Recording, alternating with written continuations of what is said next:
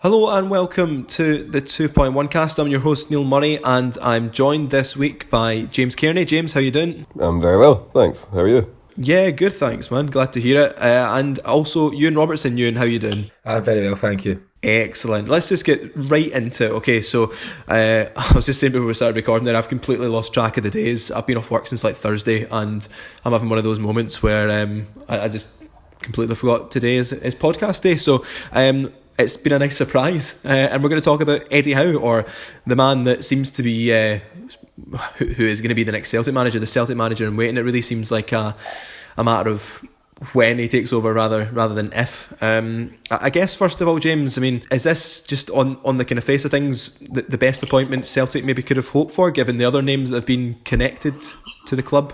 I think out of the ones that have been sort of bandied around the most, I think I'd rather have, if I was a Celtic fan, I would rather have Eddie Howe in charge than Roy Keane. Given that at least he's actually managed someone in the last 10 years, like that's a good head start already.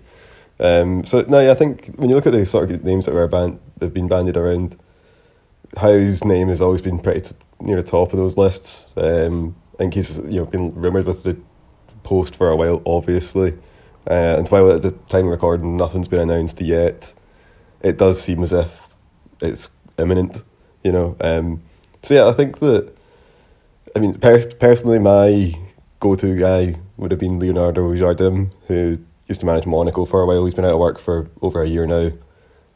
Might be too ambitious, perhaps. So maybe that's just not a goer. But I think that would have been really cool. But certainly, when I was sort of formulating my thoughts on, who Celtic should be going for, I sort of came up with a list of sort of attributes or sort of characteristics or experience that you'd want them to have, and for me, Jardim ticked every one of those boxes, which is why I thought he'd be a good candidate. But Howe, from what I gather, tends to tick up a lot of these boxes as well. So it seems like it's certainly an interesting appointment, and it'll be interesting to see how he gets on, just purely based on the fact that he has this reputation as a good coach who, took Bournemouth further than they really ought to have been, than they really ever should have been, and that was all down to him. But he's never really been given the keys to like a bigger job or a bigger club, and and then see how he gets on there. So there's maybe there's one side of it that goes, maybe there's a reason that he's not been given any of these bigger jobs yet, or maybe there's a reason that he's either approached and then rejected them, or the other side of it is, maybe this is just the next step in his career, and this is what his career needs in order to really show how talented a coach he is. So I do think it's an interesting one. I think it will be, it's just one of those jobs where I think it's a little bit of a gamble from Celtic's perspective. It's probably a bit of a gamble from Eddie Howe's perspective, but if it goes well, he'll be looking obviously at the Brendan Rodgers route of, you do well at Celtic for a few years, then you can go back down to England and get a bigger job there. If that's how he sees Celtic, I'd imagine Celtic are probably fine with that, if that's how he came in and delivered anything near like the kind of success Rodgers did. Yeah, I think it's an interesting one in terms of, obviously, like you say, James, I think it was the Arsenal job he'd been touted with before, and even the England job, and I think Howe himself said he wasn't experienced or hadn't achieved enough when he was linked to that England job at the time, and I think it went to Sam Allardyce. But and you mentioned Brendan Rodgers there. I was actually just going to say and ask you, do you think there will be kind of some ways that's how it's been sold maybe by Dermot Desmond to Eddie Howe, in terms of Brendan Rodgers obviously came up and rebuilt his career. There's obvious differences there though, given that Rodgers was at a big club in Liverpool and was trying to fight for a kind of Premier League title in one of his latter seasons. Howe, as much as I think he had some top 10 finishes for Bournemouth and obviously brought them up the leagues, he hasn't done it at a bigger club like James says. Is there kind of, do you think in even some of the Celtic fans' minds they'll be thinking, this is kind of a similar route to what it was with Rodgers, we're getting a good manager down south, and he should be able to adapt up here and really take us to that next level again? Yeah, there's certainly similarities, but there's obviously big differences, and I think the biggest one is the fact of managing a club of Celtic's stature and magnitude. It's a massive football club, and there's huge pressures, as we've seen this season. If they lose one game, then fans aren't happy, and whether that's right or wrong, whether you agree with it, it's just the way that it is. And drawing a game at Celtic Football Club will be deemed a bad result, unless it's against Rangers. And even if it is against Rangers, some fans, still won't be happy. So against Howe, you'd have to look at the fact he's coached Bournemouth and he's coached Burnley, which just don't compare to the size of Celtic Football Club, whereas Rodgers had coached Liverpool, who are a bigger club in the world than Celtic are. So he had a bit of an understanding of those expectations, and even if his experiences at Liverpool, going for a league title and the pressures they're on him, then ultimately it didn't work for a couple of high profile reasons, but he understood what it took to manage a club of that size. And I'd probably say that Rodgers' ego is probably more suited to the Celtic job, whereas I think Howe's a bit more restrained character, a bit more guarded, and a bit more.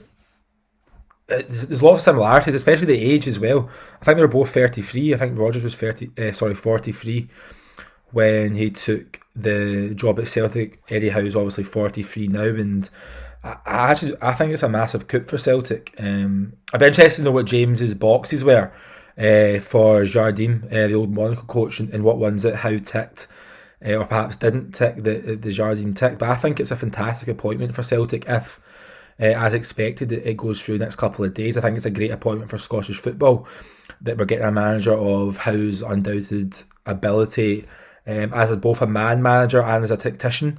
I think that one criticism of Neil Lennon, it was definitely deserved, was the fact that tactically he probably wasn't at the level of Steven Gerrard or Michael Beale at Rangers or some of the top managers in Europe. I definitely think that Eddie Howe will be up there. He's meticulous in his preparation, studies hours and hours of video footage. I listened to Harry Redknapp today saying how much into video analysis is. So I think we can expect that if Howe gets the job in, say, July, that David Turnbull might know what XG is by September.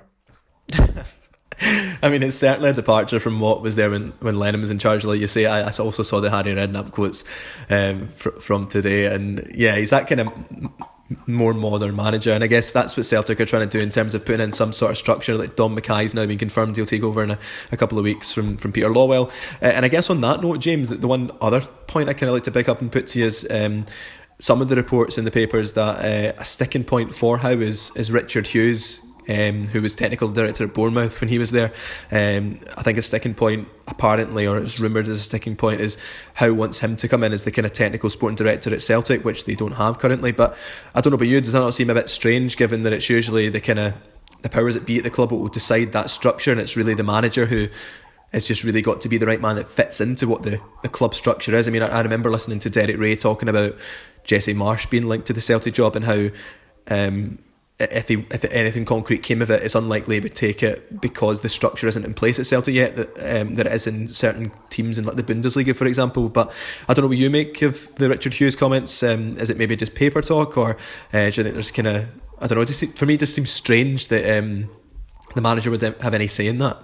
I certainly don't see the harm in him making a recommendation. If that's what it is.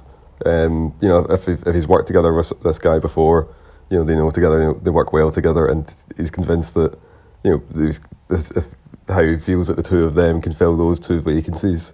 I don't see the harm in him recommending it. It'd be, if he's sort of putting his foot down, that's a bit strange, because I would say it should be the other way round. But I mean, it's a little bit odd, I guess. Yeah, it's a little bit unusual, but it's not the craziest thing in the world, I don't think. I'd be surprised if it was a deal breaker.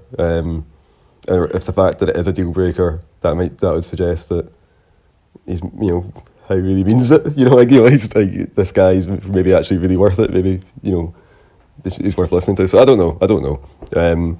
But certainly, I mean, I think in terms of how, he does seem to tick a lot of the boxes. I mean, you need someone who's first and foremost who's got experience of winning leagues and winning games constantly, and obviously Howe didn't have that when he was in the Premier League for obvious reasons, but he's won a championship title, I believe.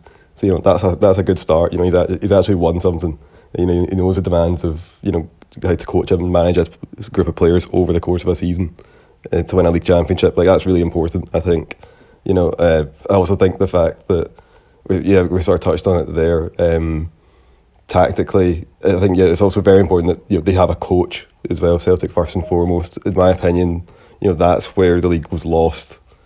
That's how Rangers caught up. It's because Celtic didn't progress tactically, or the players didn't. The coaching didn't improve players. Whereas across the city, that happened. The Gerrard and his coaching staff did improve their players, and now Rangers are a better team than Celtic. And a lot of that's down to coaching. So again, they needed someone to come in who's actually going to develop players, because that's also a huge part of their business model. So I think that I don't know the ins and outs of it, but I'm just looking at his career trajectory and looking from where Bournemouth were to where they are. Certainly I would imagine that you're sort of wheeling and dealing and signing players in rather cheaply compared to some of your other clubs in your division in order to then get the best out of them. So yeah, again, that's another box he ticks. I mean, I would be a little bit concerned that I know he's got this reputation for this sort of open, free-flowing brand of attacking football, but while that's obviously an attractive proposition for Celtic, the other side of that is that tactical inflexibility has been like a real problem for plenty of Celtic managers. It's a problem for Brendan Rodgers. It cost him dearly in Europe, and they're getting absolutely hammered off some of these teams. Lennon, they looked outthought in most European games. During his second spell, they need someone who's a bit more of a canny operator. I think someone who can adjust to the demands of playing in a domestic game where you're expected to control and dominate every game, to then playing in Europe where the reverse is often the case. So I think you do need to have someone who's got a degree of flexibility in there, who's not too dogmatic in their approach, because I think that undermined Rodgers at times, and it certainly didn't help Lennon either. So these are probably the most important things as well. I mean, the fact you're also kind of wanting to have someone in who's got a history of rebuilding a squad, because let's face it, we already know all these players are away in the summer. Like, we know Scott Brown's definitely away. We know all these loan players will be heading back to their parent clubs. There's a lot of question marks over a lot of these players that are in the first team anyway. Whether or not they're good enough. Guys like Barkas, there's players that are out injured. You've got players whose contracts are running out. There's going to have to be a huge overhaul. So ideally, you'd probably like to have someone who's done that before as well, because, you're going to be essentially creating a new team this summer. So I think it's really important to have that, the sort of motivational side of it as well, the sort of man management side, where you can bring all these players together and get them to gel and get them playing coherently, and doing that quickly, because you've got a Champions League qualifier coming up. So as I say, it's an unenviable task facing the next Celtic manager, whoever it is, because they're going to have a lot to do immediately from the get-go. But I do feel that, I think that's also why it's important that Celtic, if they are going to appoint Howe, it's better to get him in situation, get him in the post as soon as possible, because his to-do list is going to be massive. So the sooner he gets in the door, that can only be to everyone's benefit at the club.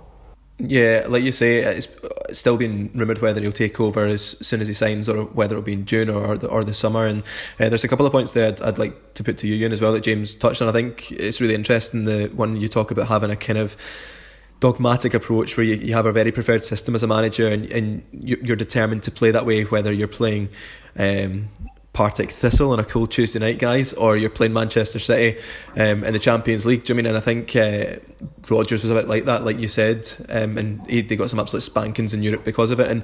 And it was interesting. I think it was the former Bournemouth captain, is it Tommy Elphick, kind of said about Bournemouth under Howe being like that. Kind of it was performance outweighing the result, and they would always play a certain type of way. And I know they were quite well liked by neutrals when they originally came up in the Premier League, because they played that kind of attacking football no matter who they were against. And you wonder, I guess maybe you'll know a bit better, you've actually interviewed Eddie Howe, and you know quite a bit about him. Does he have that kind of adaptability? Obviously you said before he is meticulous in planning, and he might do all this kind of video preparation, but is he flexible in that way? Is he good enough tactically to change that? And then I guess the other thing is just kind of getting back to the Richard Hughes thing. I thought it was quite interesting. James was talking about developing young players being an important thing, and I think there's definitely evidence of him doing that, kind of selling players on for good profit. But he did, I think it was maybe towards the end of his Bournemouth kind of tenure, they spent a lot of money in some some duds who, now some of these players I'm about to name have done okay since they've kind of been relegated to the Championship, but Jordan Ibe was, I think, a club record transfer at the time for like 15 million, Dominic Solanke for 19 million, and then Juma, again, I think he's maybe got slightly better, and then there was also Lerma for 25 million as well.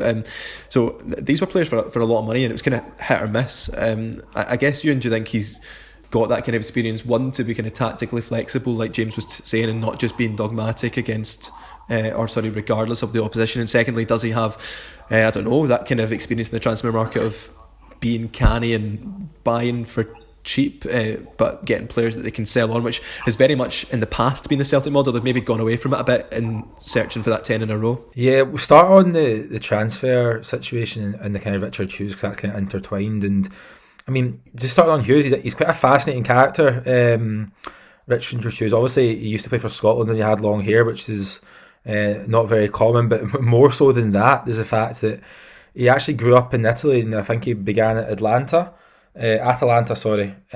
before heading to Arsenal. And I remember he used to actually do some commentary on Italian TV, so he's quite a cultured guy who, you know, has experiences in different footballing environments on the continent. So I think that's definitely a plus point in Hughes, and by all accounts he's very close with Howe. But I do agree with what James said, and the fact that I can't see that being a prerequisite to getting the job. You know, I don't imagine that Howe is saying, oh, I'm not coming to Celtic without Hughes. And sometimes I think if a manager and a sporting director, it's maybe better not to have a pre-existing relationship, because do you want them to agree all the time? Maybe not. You know, you might want them to have a good working relationship, of course, that's important, but you don't want them to kind of be, you know, singing off the same hymn sheet all the time. I think it's maybe good if they can kind of challenge each other's opinions on that, and that's not to say that doesn't happen with Hughes. Back to the transfer situation, I think that's maybe the biggest question mark over Howe, because of what you referred to there, Neil, and you know, some of the big high profile moves that he's made in the market recently just haven't worked out. You know, Lerma for 25 million didn't work. Solanke for near enough 20 from Liverpool was a disaster, as was Jordan Ibe from Liverpool for around 15-16 million. There's also people like Philip Billing and Danjuma, and you know, people like Ophobe, Max Grado were all over £10 million players, and none of them ever really worked out. And you know, how much say did Howe have in those signs? You'd probably say a lot at Bournemouth, because you know, he'd been there for so long and was so successful that he did kind of have a, you know, dictatorship over everything that happens, really, probably in cahoots with Hughes. But conversely, maybe look at some of his signings he made previously. I think maybe Callum Wilson, I think he got from Coventry for like £3 million, I think it was, and he went on to be an outstanding player, you know, England internationalist. There was Lys Mousset, who got from Le Havre for around, I think it was 5-6 million, who's a very good player at the Premier League, albeit they let him go.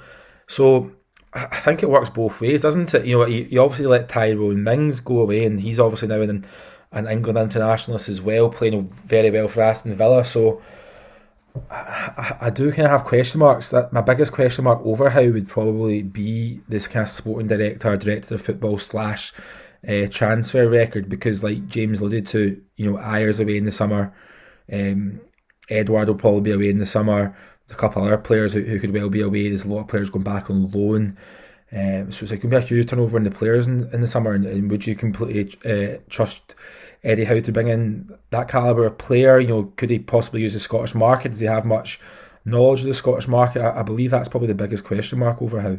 Yeah, it's an interesting one. And James, I'm just going to kind of touch on that with yourself, because you obviously talked about the need to kind of tactically overhaul and be better at coaching, but also, is it fair to say that a big part of this job, or even bigger, is at the start of this rebuild, is just going to be pretty much building a new team? And how patient are Celtic fans going to have to be, because there is a good chance it's not going to be a case of everyone's going to be fine and rosy straight away. It's a huge rebuild that Howe is coming into. Yeah, it is. Yeah, and like as I say, you know, there's probably two ways of looking at that. You can probably look at that and go, God, there's lots of work to be done, or you can go, oh, brilliant, there's lots of work to be done. You know, I'm sure if you're a prospective manager, then like, yeah, you're going to want to just get stuck into it. It's probably going to look as if, because you're going to be there when so much change is happening, get to be a real driving force behind it and sort of shape it. There's a lot of there's maybe a lot more flexibility there than you'd normally get at most jobs when you first come in. Is it fair to say that the recruitment is maybe just as important as having a manager that is going to be able to improve coaching, improve the tactics? Because it is just this huge rebuild they're going to have. Like you need somebody to come in, both as a coach and a technical director, that's going to find the right players. And yeah, there'll be maybe a certain amount of patience, but I mean, Rangers seem to be signing up their best players on new contracts. I think the thing about next season is that, I think that there won't be the same relentless pressure on both sides of the old firm to do something this year. There's no 10 in a row. There's no the 55's done. It's like it'll just be a little bit more normal. I think it'll be a little bit more relaxed. It'll be if Rangers win the league, obviously Celtic fans won't like it, but it's not the end of the world. The vice versa is absolutely the same as well. It's not. It won't be quite as.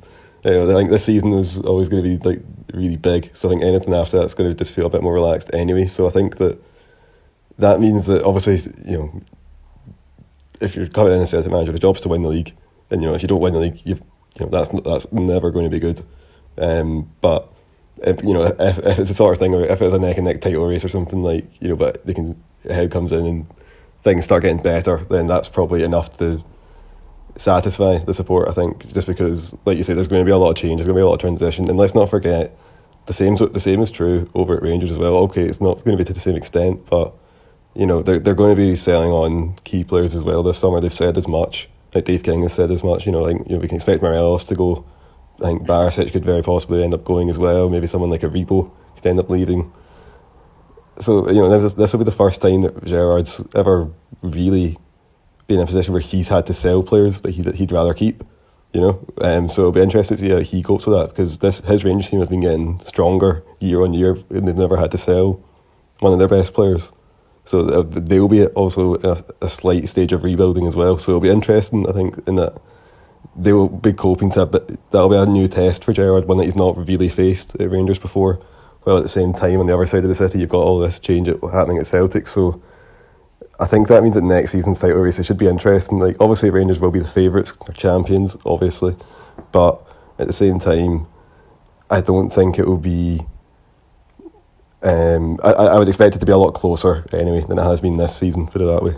No, that's a very interesting point you made about Gerrard not facing that before. As you say, he's been given money each season to strengthen, like you said, and as you say, there's absolutely no doubt players will go. It's in black and white. It's been written down for months. We've kind of known it'll happen. But just going back to Celtic, then Euan and Eddie Howe, if you're him, if it does happen and it all goes through and he's coming in, what positions do you think are a priority? Like where does he have to start there?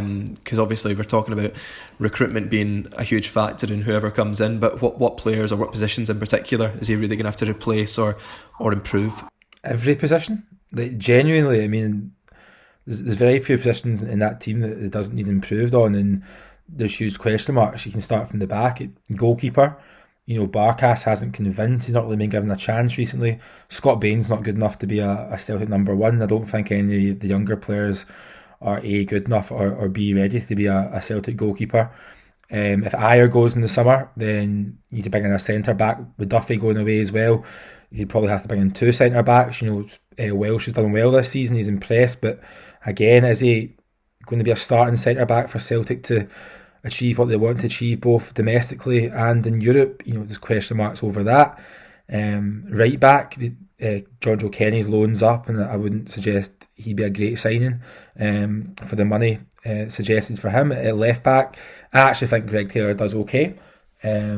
If you're looking at positions to address this summer, I'd probably put left back lower down the list, because I think Taylors are capable of doing a pretty good job, and maybe it's one you want to park for this summer and address going forward. Centre midfield, you've obviously got Sorrow and Turnbull in there, but you're losing the most influential player in Scottish football over the last 10 years, so I imagine you'd want to address that situation. Out wide right, if Forrest can find his form, he's a very good footballer. We all know that. His numbers are sensational over the last few years. On the left side, is El Nusi going to stay at the club? He'd probably cost a lot of money, or would you give time for Mikey Johnson to come through, who I think is a really good player?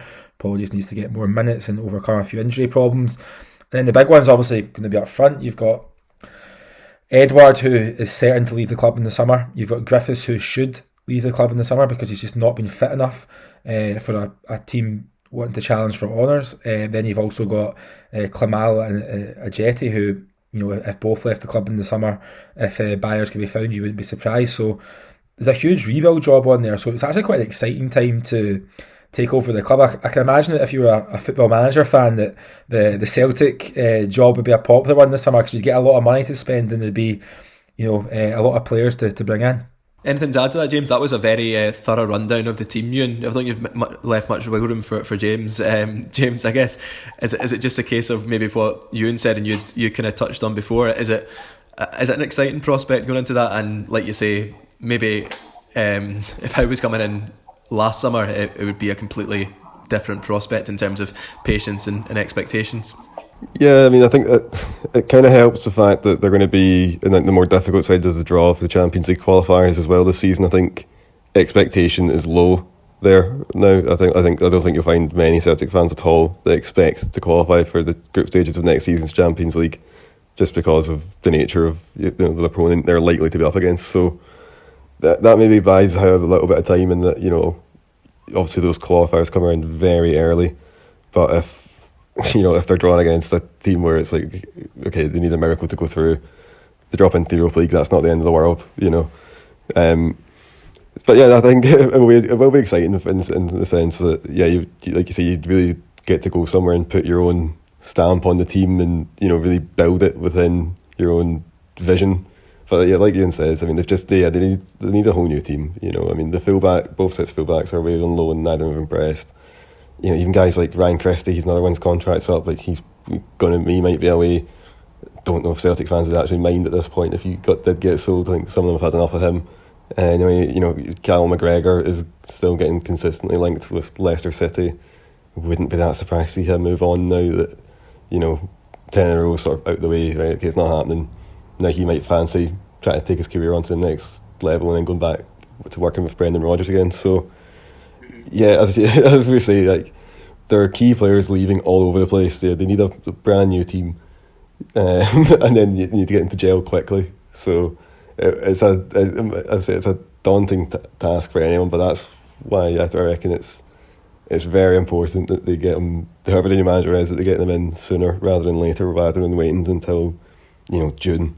Because if you wait till June, it's too late. You've wasted too many time. You've wasted way too much time. Yeah, fair enough. We'll leave it there. Thanks very much, guys. Really appreciate you coming on to speak this week. And as usual, if you enjoy the podcast, please leave a review on Apple Podcasts for us. It really helps us. And if you enjoyed it, also just recommend to a friend, even if they don't like Scottish football. Why wouldn't they like hearing us speak? We're great. Anyway, we'll be back with an extra pod later in the week. And there's also plenty of content over on the 2.1 Substack page. Cheers.